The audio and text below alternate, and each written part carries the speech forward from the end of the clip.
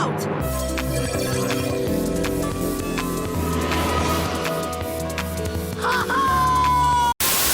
Looks like we're talking about the elementals today. Now, the elementals are stated to be a primordial equivalent to that of wizards within the Enchiridion, with them specifically being powerful entities that focus their imagination on the 4 primordial elements, that of course being fire, ice, slime, and candy. Now, it's a bit hard to understand, but let me try to break it down. A wizard focuses their imagination on the shape and mechanics of their surroundings in order to manipulate the world and produce magic. An elemental, on the other hand, completely embraces and focuses their imagination on the primordial forces that allow the world to take the shape to begin with. Think of it like a cup. The wizards manipulate and choose what liquid goes in the cup, while the elemental itself is controlling the cup. This results in a pretty decent loss in versatility, as you would imagine. However, it more than makes up for it due to the sheer amount of power that the elements hold, especially for the current embodiments of said elements. Now, it should be known that there can be an infinite number of elementals, but there can only be one true embodiment of the primordial element itself, with them being significantly more powerful than any other elemental of the same type. Additionally, there can only be 4 in existence at one time, and similar to Catalyst comments, if one true embodiment of an element is killed, they will be quickly reincarnated. It also seems that although they tend to prefer humanoid shapes, it by no means is the only form they will take upon reincarnation or creation. Typically, the beings chosen to be the new elementals will suddenly awaken their abilities later on in life, with their very form changing to match their new status. Lastly, due to them being magical beings, they also suffer from some level of sadness and madness, with most of them being somewhat volatile, especially when it comes to certain elements such as fire. Now, in terms of what the 4 elements actually are, they are obviously ice, fire, slime, and candy, and they are the substances that make up all of reality. Everything, including the ground, living beings, plants, everything that you can think of are made up of these 4 components, with the anti-element being lumps, which forces them into the rigid shape of reality. Now, each element represents some kind of emotion, but also a major function within the universe, where if one element begins to overlap the others, all chaos would break loose and everything would begin to fall apart, and I'm gonna try my best to summarize things as well as I can. Starting off with fire, the most destructive of the elements, it seems to represent 3 obvious emotions, with them being violence, ambition, and frustration. Candy represents love, sweetness, and joy, ice, indifference, and nihilism, and slime possibly being arrogance and gluttony. Now, as we saw throughout the Elemental miniseries, whenever a being begins to be consumed by these particular aspects, they completely lose their minds. Princess Bubblegum became obsessed with spreading her sweetness throughout not just the world, but eventually the entire galaxy, if not universe. Flame Princess wanted to obliterate everything in her path and embrace violence while eradicating anything that was not a raging inferno, or nerds as they called it. Slime Princess was content to simply live a life of no worry and devour her subjects one by one, and lastly, Patience decided to simply embrace defeat, and when met with the consequences of her actions, she shut herself away for another millennia. Now, one major question I and many people were curious about was why the candy elemental seemed so much more powerful than the others. Now, interestingly enough, the fact was brought up incredibly early by the old Tart Toter. This cosmic dance of bursting decadence and withheld permissions twist all our arms collectively, but if sweetness can win, and it can, then I will be here tomorrow to high-five you yesterday, my friend. Now, this statement was followed by imagery of each of the other elements being shown in some form of candy or sweets. Now, heads up, this is more so a theory I had thought of, so bear with me. We all know that sweetness, or the candy element, represents joy and also love, but it's also possible that it's the most powerful due to the fact that it shares many of the same aspects of the other elements, both in terms of how it affects matter as well as the emotion it represents. Just in the physical terms, it does have aspects of the other elements. Where there's ice, there's popsicles and ice cream. Where there's slime, there's jelly, gelatin, and syrups. Where there's fire, there's spicy candy and exotic treats that take various forms using heat and energy. Basically, the candy element wouldn't work properly without the unique capabilities it shares with the other elements, which is why no element, not even including candy, which is the closest element to bring a combination of all of them, can create a fully functioning reality. It takes every single element in order to do so. And in terms of emotion, the original quote can be taken as, if love can win, and yes it can, by all means, it is the strongest of all the emotions listed. However, there is such a thing as too much love or bad love, excessive love, all of which PB embodied, forcing her to take her love even if it was against their will. I'm gonna stop here before I get demonetized, but you get the point. There must be a balance in order for everything to work properly, and even when everyone may seem happy, there's a horror underneath. Now, moving on from that, it should be noted that the power of the elements, though godly by by nature, are not without limitations. Beings from outside of the material world, such as gods, cosmic beings, and other creatures from demi-planes, are not affected by the elemental magics. This is simply due to the fact that they are not composed of the same material. However, it should be noted that it's clear that this magic can in fact overpower other beings if said creature does not have the power to resist the elemental magics. A good example of this being Gunther. However, other beings of cosmic power as well as willpower are able to not just resist but flat out reverse the transformation. A good example of this would be Finn himself, as he did it on multiple occasions. And then you have beings like the Lich, who was actively immune to all elemental magic, as well as his current vessel, which would be Sweet Pea. That being said, elemental magic is the only form of magic that we have seen at its truest potential. Princess Bubblegum flat out stated she had power over all the candy in the galaxy, and that was an inexperienced PB. Given time, it's likely she would eventually gain access to all candy in the universe, if not multiverse, and the same could be said for the other elementals as well, granting them something akin to godhood. Anyway, that's all I got for this video. Be sure to like, subscribe, hit that bell icon for future videos, and thanks so much to my Patreons on Patreon. I keep on messing up the title. We got Lindsay, Red Skeleton, Monix Sailor, Jay, Hero Brian, Trolley Unicorn, Christopher Robinson, and Christopher Alvier. Thank you guys so much for sticking around. I know I haven't been as active lately, but I plan to change that moving forward. Anyways, I won't keep you, and as always, I will see you in the next video.